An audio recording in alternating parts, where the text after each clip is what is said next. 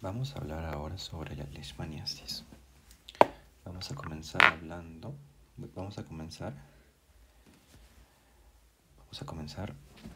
primero hablando sobre los zoomastigóforos dentro del orden de las kinetoplástidas.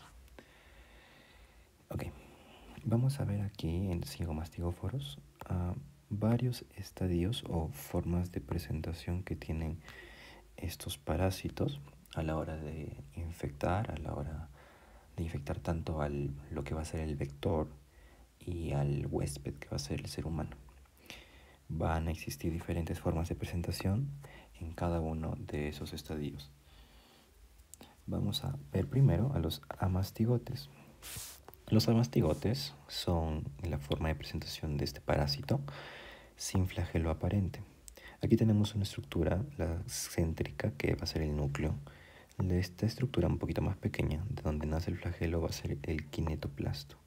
El kinetoplasto es una organela, es una estructura derivada de la mitocondria, porque va a producir energía para el movimiento flagelar del parásito. Luego tenemos al paramastigote, que tiene el núcleo hacia un lado lateral y tiene su kinetoplasto y tiene un flagelo que en cierta porción sale hacia el exterior, ¿no? Luego tenemos el promastigote, que tiene su núcleo concéntrico, su kinetoplasto y un flagelo totalmente hacia el exterior. Luego el epimastigote. Los epimastigotes ya tienen membrana ondulante. La membrana ondulante es lo que podemos observar aquí. La membrana ondulante va a estar presente en los epimastigotes y en los tripomastigotes. De todo esto vamos a resaltar solamente los más importantes, que van a ser el amastigote y el promastigote. Vamos a verlo en su periodo de infectación tanto al vector y al hospedador. Lo vamos a ver en la infección hacia el vector en su forma de promastigote y en su infección hacia el hospedador en su forma de amastigote. Acá tenemos una imagen de cómo se ve un promastigoto. Definimos que es un promastigoto porque no encontramos membrana ondulante en esta estructura, en esta forma de presentación del parásito, ¿no? O sea, aquí tenemos el núcleo al kinetoplasto, ¿no? Acá tenemos la estructura de un promastigoto. El núcleo, lo que íbamos hablando, ¿no? El kinetoplasto, que va a ser de origen mitocondrial porque produce energía para el movimiento. Luego tenemos el flagelo. La medida es de 10 micrómetros. Acá tenemos a las dos formas de presentación más importantes, a la forma promastigote y a la forma amastigote. Amastigote. Y las estructuras que se iba mencionando, ¿no? Como el kinetoplasto. Acá también está el kinetoplasto. El flagelo en este caso lo vemos hacia el exterior.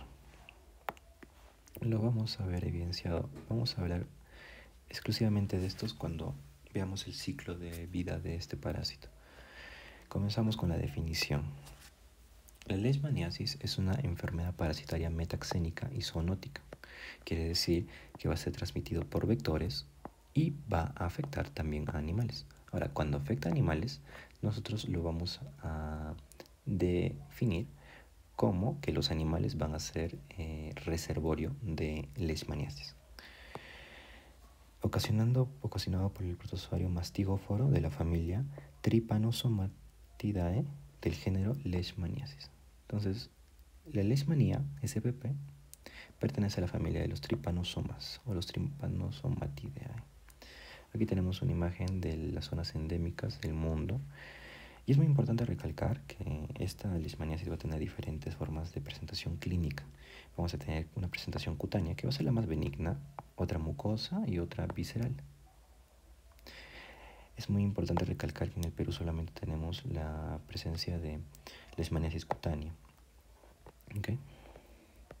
Vemos también que hay presencia bastante en América y en zonas de Europa, África. Vamos con los datos claves epidemiológicos, ¿no? A nivel mundial, la leishmaniasis se encuentra entre las 10 principales enfermedades tropicales desatendidas con más de 12 millones de personas infectadas.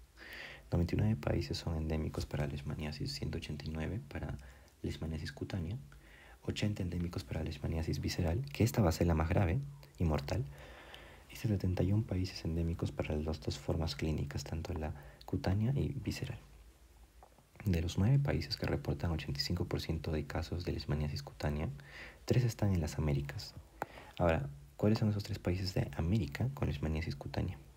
Son Brasil, Colombia y Perú. 4 países concentran el 68% de casos de leishmaniasis visceral a nivel global, los cuales son India, Sudán, Brasil y Kenia.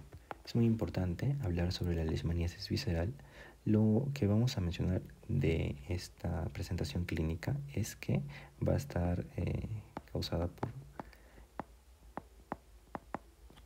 va a causar la cala azar. Lo vamos a ver en su momento. La coinfección de leishmanía con VIH-Sida es reportado por 42 países y está intensificada la carga de leishmaniasis debido a la mayor dificultad del manejo clínico y el tratamiento. En las regiones de las Américas, los casos de leishmaniasis cutánea se han registrado desde el sur de los Estados Unidos hacia el norte de Argentina, con la excepción de los países la excepción de las islas del Caribe y Chile. La leishmaniasis cutánea y visceral están presentes en 21 países y es endémica para la leishmaniasis cutánea en 19 países y 13 países para la leishmaniasis visceral. Esta parte va a ser un poquito más importante para recordar. En el periodo de 2001 a 2021 fueron reportados por la Organización Panamericana de Salud un total de 1.105.545 casos de leishmaniasis cutánea y mucosa, con un promedio de 52.645 muertes al año.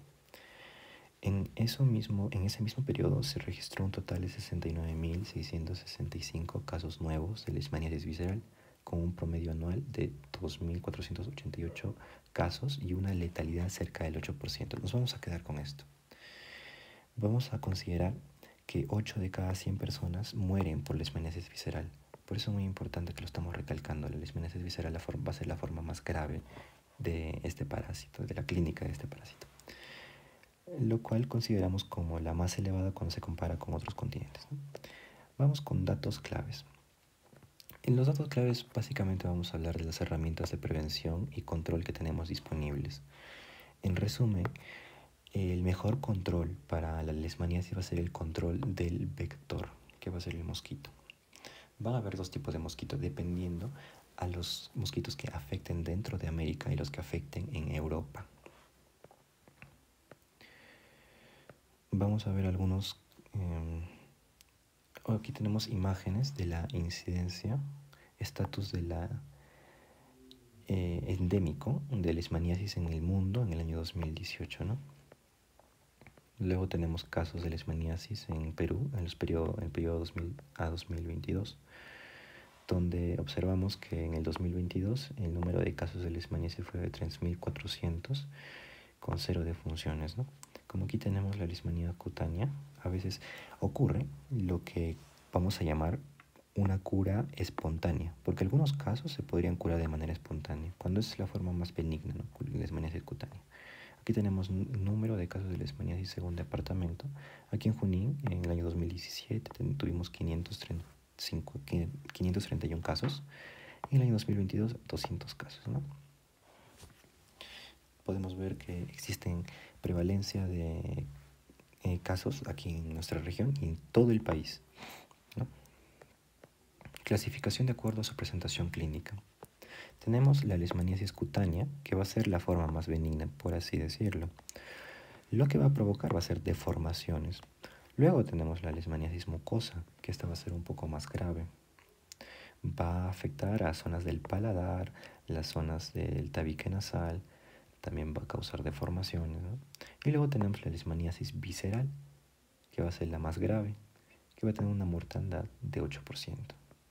La leishmaniasis cutánea se divide en una forma ulcerada, donde vamos a encontrar ulceraciones localizadas con bordes elevados, no produce dolor con una apariencia eritematosa, ¿no? Luego tenemos la forma diseminada porque la leishmaniasis va a poder migrar hacia las vías linfáticas, diseminando a otras partes del cuerpo. Luego tenemos la forma difusa. Eso es cuando casi todo el organismo está comprometido. Y la forma típica cuando se presenta de una manera poco convencional, como podemos ver estos casos, ¿no? Que no son tan convencionales. La forma ulcerada es la forma más convencional. La leishmaniasis cutánea. Forma mucosa o mucocutánea. Lo que ya he mencionado, ¿no? Afecta el paladar, provoca deformaciones, puede destruir la piel aquí en el tabique nasal. La leishmaniasis visceral, una mortandad de 8%. Vamos a ver las principales especies de leishmaniasis de importancia médica. La especie de leishmaniasis de importancia médica va a ser la Leishmaniasis brasiliensis. Leishmaniasis brasiliensis. Vamos a encontrar leishmaniasis dentro de la Leishmaniasis brasiliensis a 3 especies.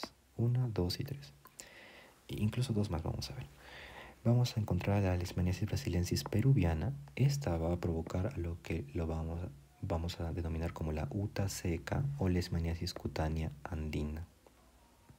Esta vamos a encontrarlo en zonas interandinas. Si hablamos aquí dentro de nuestro país, vamos a encontrarlo en lugares como San Mateo y Matucana. La leishmaniasis brasiliensis peruviana va a ser la forma más común que vamos a encontrar nosotros de leishmaniasis, que va a provocar la uta seca, ¿no? O la leishmaniasis cutánea andina, si le denominamos. Luego encontramos a la leishmaniasis brasiliensis. Esta provoca la espundia. La espundia o leishmaniasis mucocutánea selvática. Aquí va a ser muy importante que recordemos el orden, como nombramos o denominamos al tipo de leishmaniasis. ¿Por qué? Esta leishmaniasis brasiliensis también se conoce como mucocutánea, lo que va a significar que primero va a afectar a la zona mucosa y luego va a irse hacia la zona cutánea. ¿Okay? Aquí lo que mencionaba, ¿no? Primero afecta a la mucosa, luego a la región cutánea. Después, como tercera especie, vamos a encontrar a la leishmaniasis brasiliensis guyanensis. Esta provoca también espundia o leishmaniasis cutánea mucosa. Entonces, por el orden de este nombre, entendemos que primero va a atacar a la zona cutánea y luego hacia la mucosa. Tenemos aquí una figura de leishmaniasis cutánea, lesiones ulceradas, algunas cubiertas por costras en un menor de edad. Luego encontramos aquí leishmaniasis cutánea, ¿no? Que afectó a la zona del pabellón auricular. Encontramos desprendimiento del pabellón auricular y esto se le llamó comúnmente por la sociedad como la enfermedad de los chatarreros porque lo encontraban más presente en esas personas. Acá vemos una imagen de leishmaniasis cutánea mucosa, donde vemos compromiso cutáneo aquí en la piel y compromiso del tabique nasal. O sea, nos da aquí a entender compromiso mucoso de la fosa nasal. También aquí tenemos compromiso de los labios, ¿no? Entonces, si esta es una leishmaniasis cutánea mucosa, podemos sospechar por leishmaniasis brasiliensis guyanensis, ¿no? Aquí está. Guyanensis cutánea mucosa. Ahora, históricamente en nuestro país existieron casos de leishmaniasis desde la época pre-inca. Aquí podemos observarlo en unos huacos como lo retrataban, lo que actualmente podríamos evidenciar en casos clínicos que en estas imágenes que se han tomado de pacientes, ¿no? Principales especies de leishmaniasis de importancia médica. Continuamos, los dos últimos vamos a ver. La leishmaniasis mexicana amazonensis. Esta provoca las úlceras cutáneas. Las úlceras cutáneas o leishmaniasis cutánea difusa, ¿no? Como la presentación clínica que vimos. Si es difusa, porque va hacia las vías linfáticas, ¿no? Aquí lo habíamos visto. Esa era la forma diseminada. La forma difusa es cuando afecta casi todo el organismo. Y por último, vamos a ver la más grave, la que no tenemos en nuestro país, por fortuna. la leishmaniasis de Novani-Chagassi, que provoca la Kala-Azar. Este es un problema porque provoca la leishmaniasis visceral. Y la leishmaniasis visceral es altamente mortal, ¿no? 8% de mortandad. Son cuadros muy graves. Aquí podemos observar, ¿no? Tiene compromiso sistémico. Aquí tenemos una imagen donde vemos la distribución epidemiológica de las diferentes especies de leishmaniasis aquí en nuestro país, ¿no? Aquí en Junín encontramos leishmaniasis guyanensis, también amazonensis, brasilensis, peruviana no encontramos. Peruviana más encontramos aquí en la zona de interandina, pues, en la comunicación entre Lima, la intersección entre lo que es Lima y Junín, Cerro de Pasco incluso. Son las zonas interandinas como Matucana, San Mateo. Y lo que mencionábamos, ¿no? Como la leishmaniasis es una enfermedad tanto metaxénica y zoonótica, afecta a los animales, y los animales aquí comprenden a lo que vamos a denominar como reservorios de leishmaniasis. Aquí tenemos a zorros, ¿no? Algunos animales salvajes también acá. Ahora, lo que mencionábamos, ¿no? Los vectores que transmiten esta enfermedad, como es una enfermedad metaxénica, se transmite mediante vectores. El vector va a ser un mosquito hembra, porque las hembras son hematófagos, del género Lutzomia en caso de América y Phlebotomus en casos de Europa. Ahora vamos a hablar de las Lutzomias, porque nosotros estamos en América. El vector sospechoso para la leishmaniasis en América es el Lutzomia. Es un mosquito pequeño, su coloración varía de pardo claro, rojizo café a gris negro o negro. Requieren de condiciones húmedas. Y otra cosa muy importante es que este vector, este mosquito, sale a comer de noche. Existen zonas endémicas también. Así que la forma de prevenirlo se podría deducir bastante, ¿no? No salir de noche, dormir con mosquiteros, ¿no? Bastante se podría prevenir esta enfermedad. Por eso que nosotros hablamos de nuestra mejor manera de controlar, es controlar el vector. Solo las hembras se alimentan de sangre y tienen alimentación nocturna, lo que mencionaba. Aquí tenemos a la Lutzomia verrucarum, no es un mosquito hembra. La Lutzomia, epidemiología. Tenemos a la Lutzomia peruanensis, que es un vector patógeno que ocasiona la UTA en provincias como Huarochirí, Otusco, Bolognesi. Luego tenemos a la Lutzomia yacuchensis. Esta provoca las lucanas y parinacochas. Bueno, esto provoca la UTA en las regiones de lucanas y parinacochas. Luego tenemos a la verrucarum, que esto podemos encontrar en provincias como Bolognesi y Huarochirí incluso, ¿no? Biología del parásito de leishmania. Vamos con la morfología, lo que iba mencionando, ¿no? Los dos más importantes formas de presentación de este parásito: amastigote y promastigote. Importante recordar, ¿no? El mastigote tiene un flagelo aparentemente no tiene flagelo, ¿no? O sea, no es tan presente en la zona externa, como sí está en el amastigote, ¿no? Esta estructura recordemos que se llama kinetoplasto, ¿no? Y de aquí el núcleo. ¿Ya? Aquí tenemos la forma del epimastigote, aquí tenemos la membrana ondulante, igual acá en el tripomastigote. Vamos a ver los dos más importantes que mencioné, a los promastigotes y a los amastigotes. Los promastigotes son de un aspecto fusiforme, tienen una medida de 10 a 20 micrómetros. Se agrupan y forman rosetas de promastigotes, o caso contrario, libres, o lo encontramos libres o individuales. Desde ahora voy mencionando los promastigotes. Los promastigotes van a infectar al mosquito y los amastigotes van a infectar al humano. A ver.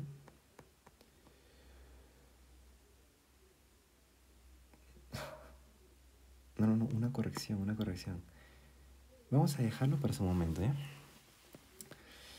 Amastigotes.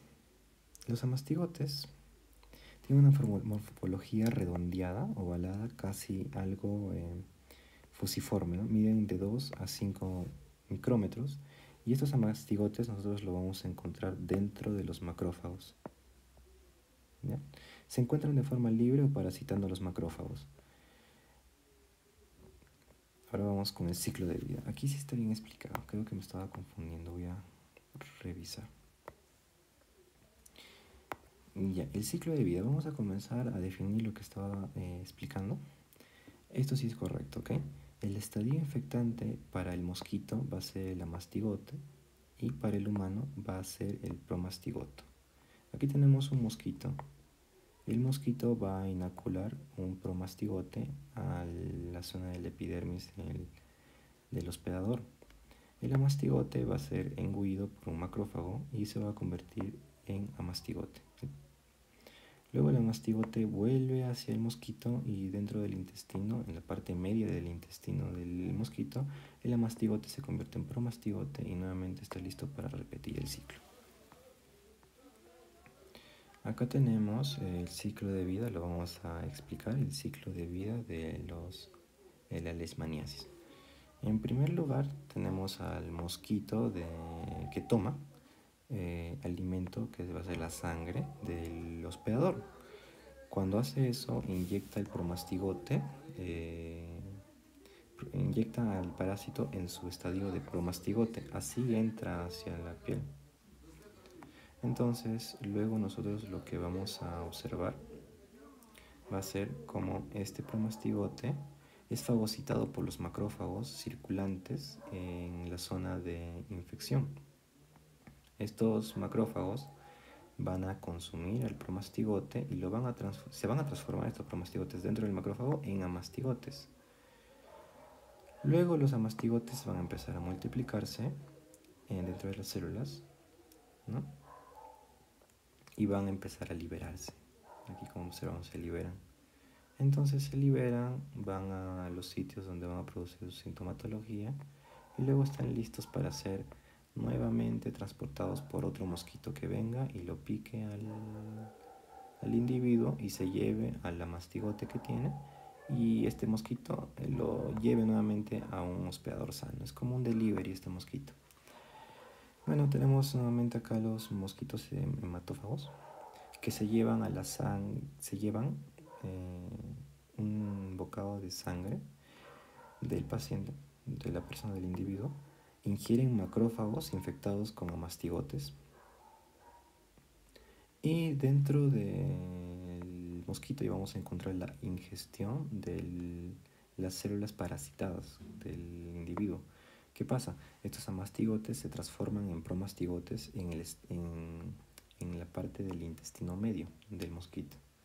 Luego los promastigotes, ¿no?, migran hacia la probóscide del mosquito, que va a ser su pico, ¿no?, podríamos así decirlo, ¿no?, lo que introduce al ser humano. Y nuevamente estos amastigotes están listos para inocular a un individuo sano y repiten el ciclo. Lo mismo, nuevamente lo voy a volver a leer, ¿no? El hombre y animales vertebrados como el perro se infectan cuando el mosquito pica e inyecta promastigotes metacíclicos. Esto es muy importante recordar. Vamos a mencionar los promastigotes de aquí en adelante como promastigotes metacíclicos, porque hay una diferencia entre promastigotes procíclicos, ¿no? Vamos a referirnos como promastigotes. Vamos a referirnos a los promastigotes como promastigotes metacíclicos a partir de ahora. Los promastigotes metacíclicos inoculados, ¿no?, los promastigotes inoculados invaden a las células fagocíticas donde se transforman en amastigotes. Se transforman en amastigotes dentro de las células fagocíticas, que van a ser los macrófagos, se multiplican dentro del fagosoma, que va a ser el macrófago, destruyen la célula, se liberan e invaden a otros macrófagos adyacentes. Luego los amastigotes viajan al interior de los macrófagos a otros órganos hematopoieticos, ¿no? Luego tenemos aquí que los mosquitos del género Phlebotomus o Lubsonia se infectan cuando pican a un hospedero infectado con amastigotes, y los amastigotes se transforman en promastigotes y se multiplican en el intestino medio del vector. Se transforman en promastigotes metacíclicos nuevamente, y los promastigotes metacíclicos están listos para migrar hacia la probóscide del insecto y nuevamente infectar, y así se repite todo el ciclo. Acá nuevamente tenemos un ciclo, ¿no? Aquí tenemos al mosquito femenino que se alimenta de la sangre ¿no? Se alimenta de la sangre y todo el ciclo. ¿Qué pasa? Claro, lo que mencionaba, ¿no? El promastigote se transforma en amastigote, ¿no? Dentro del macrófago para hacer frente al lisosoma, porque el macrófago tiene lisosoma, ¿no? Lisosima. ¿Por qué se transforma de promastigote a mastigote este parásito? Para hacer frente a la lisosoma, al lisosoma. Lo que aquí tenemos que en síntesis vamos a hablar que la leishmaniasis puede migrar hacia el torrente sanguíneo. Pueden hacer dos tipos de diseminaciones, ¿no? Por macrófagos o neutrófilos o por macrófagos en órganos linfáticos. Vamos a hablar sobre un método diagnóstico que va a ser el frotis. El frotis es un extendido en capa delgada del tejido o linfa que se obtiene del borde interno surcodérmico de las lesiones sospechosas. Lo llevamos al microscopio óptico y vamos a observar a mastigotes de leishmanía con una coloración de Wright y EMSA, ¿no? Aquí vemos un macrófago a mastigotes, ¿no? Que se están multiplicando en su interior. Vamos con el cuadro clínico. Este es la leishmaniasis cutánea. Es una reacción inflamatoria del tejido conectivo de la región papilar, del papilar y corión. Es una mácula eritematosa, puriginosa, con posterior desarrollo de una pápula o pústula, ¿no? Como mencionaba, la leishmaniasis cutánea va a ser la más benigna, tiene también probabilidad de desaparición espontánea. Causa atrofia cutánea con desaparición del epidermis. Aquí tenemos la leishmaniasis cutánea nodular en el dorso de la mano. Vamos a ver la leishmaniasis cutánea, que produce estas heridas indoloras en forma de cráter, eritematosas con un halo, ¿no? Tenemos el siguiente cuadro clínico donde presentamos necrosis de la dermis y acantosis o hiperémico en la periferia de la úlcera, ¿no? Aquí tenemos ya úlceras redondeadas con bordes elevados, lo que mencionaba, o bordes elevados, parece un cráter esto. Precisos e indoloros, es muy característico, no causa dolor. Histológicamente se observan infiltrados de células inmunitarias, también vamos a observar eso, ¿no? Vamos a ver la diseminación. La diseminación es cuando migran los monocitos por los nódulos linfáticos. Encontramos adenopatías regionales, linfangitis nodular, costras y cicatrices. Luego tenemos las leishmaniasis mucocutáneas. Estas van a ser más peligrosas. Se caracterizan por destrucciones ulcerosas progresivas de las mucosas con eritema y edema, ¿no? Vamos a ver que afecta al paladar y al tabique nasal. Aquí, como observamos, no afecta al tabique nasal y al paladar. Hay una guía, una norma técnica para hacer un correcto diagnóstico de leishmaniasis brindado por el Ministerio de Salud, ¿no? Lo que vamos a ver aquí es que el diagnóstico vamos a hacerlo mediante los siguientes pasos, ¿no? Obtenemos una muestra clínica de la lesión cutánea o subcutánea a través de un raspado o una biopsia, como observamos en la imagen. Obtenemos una muestra de la lesión, ¿no? Y de acuerdo a la necesidad que involucre el daño histológico, ¿no? Obtenemos la muestra y lo vamos a llevar a hacer un examen, un estudio diagnóstico de microscopía, ¿no? Mediante tinción Raythems. Y acá vamos a ver cómo lo llevamos al microscopio y observamos si efectivamente es leishmaniasis o no. Aquí también tenemos una imagen histológica. Ahora, la detección de amastigote, listo. Acá tenemos un caso de una muestra que llevamos al microscopio donde encontramos un amastigoto libre. Entonces no está este amastigote dentro del macrófago como habitualmente debería estar.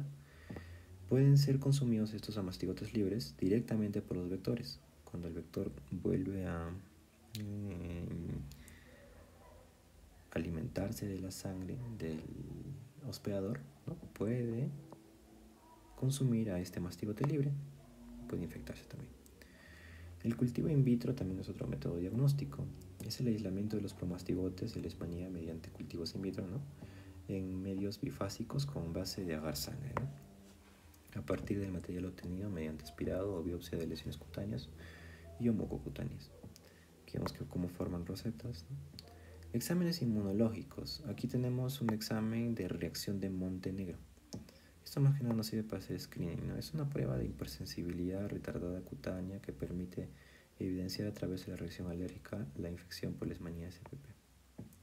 Vamos a hacer una detección indirecta de la enfermedad a través de anticuerpos específicos que se desarrollan, ¿no?, como consecuencia de la infección. Vamos a ver en pacientes con más de 4 semanas de evolución y en personas con infección aguda o cicatrizada. El resultado negativo es de gran utilidad para eliminar la posibilidad de leishmaniasis. También encontramos aquí un test, ¿no?, un kit diagnóstico de leishmaniasis que nos va a permitir hacer más que nada estudio de campo, no screening. Ahora, es importante hacer un diagnóstico diferencial de leishmaniasis porque podemos confundirlo con picaduras de insectos, úlceras traumáticas, nódulos piogénicos, granulomas por cuerpos extraños, infecciones por micobacterias, tanto tuberculosis cutánea, micobacterias atípicas. También con infecciones fúngicas como son la paradoxioidomicosis, histoplasmosis en viajeros, sobre todo que vienen de zonas endémicas, ¿no? Por eso es muy importante hacer buena anamnesis. También diagnóstico diferencial con lo que es lepra, sarcoidiosis y estreptococosis, sífilis y tumores cutáneos. Vamos con el tratamiento. El tratamiento va a ser con antimonios pentavalentes y anfotericina B. Vamos a tener tratamientos de primera línea y tratamientos de segunda línea. Ocurre algo con el tratamiento. El tratamiento en ocasiones se evidencia que no hay adherencia por parte del paciente hacia el tratamiento. O sea, el paciente no quiere asistir a esos tratamientos. Ocurren casos, ¿no? Por ello, nosotros vamos a hablar de lo siguiente, ¿no? Vamos a hacer una observación de 2 meses cómo evoluciona el paciente. Ahora, los antimonios pentavalentes tienen una dosis de 20 miligramos por kilo por día, ¿no? Tenemos 2 medios, endovenosas o intramuscular, son inyectables. Si es leishmaniasis cutánea por 20 días y leishmaniasis mucocutáneas por 28 días. Si es que no hay respuesta favorable a los 2 meses de tratamiento, se repite el tratamiento a la misma dosis con el mismo producto y por el mismo tiempo. Se repite el tratamiento si es que no existe, si es que no se encontró mejoría, ¿no? Hay un asunto con los antimoniales pentavalentes. Estos antimoniales pentavalentes son bastante tóxicos para el corazón y elevan las transaminasas hepáticas. Son sus efectos adversos graves. Ahora, esto está contraindicado para pacientes gestantes. Para gestantes vamos a administrar anfotericina B. Pero como mencionamos, los antimoniales pentavalentes son fármacos comúnmente utilizados para tratar la leishmaniasis cutánea y mucocutánea. Pero ahora vamos a ver un cuadro donde vamos a observar las primeras y segundas líneas de acción farmacológica para los diferentes casos clínicos, cuadros clínicos de la leishmaniasis. Pero antes vamos a ver todavía una tabla de efectos adversos por los antimoniales pentavalentes. Lo que mencionaba, ¿no? Las afecciones principalmente van a ser hacia el hígado y el corazón. También va a provocar dolor. Vamos a tener también trastornos gastrointestinales, ¿no? Anorexia, alteraciones cardiovasculares, dolor local, alteración del gusto, aumento de las transaminasas hepáticas, leucopenia y arritmia. Luego se encuentran también reacciones cutáneas, fiebre, reacciones cutáneas otra vez, comezón, alteraciones neurológicas. El tratamiento alternativo de segunda línea va a ser la anfotericina B, y esto de lo que vamos a aplicar si tenemos casos de mujeres gestantes. La dosis es de, 50 miligramos por día, ¿no? Y acá tenemos cómo se debería administrar en leishmaniasis cutánea y en leishmaniasis mucocutánea. Ahora, en leishmaniasis cutánea grave se recomienda utilizar anfotericina B, ¿no?, en gestantes hasta el término del embarazo, ¿no?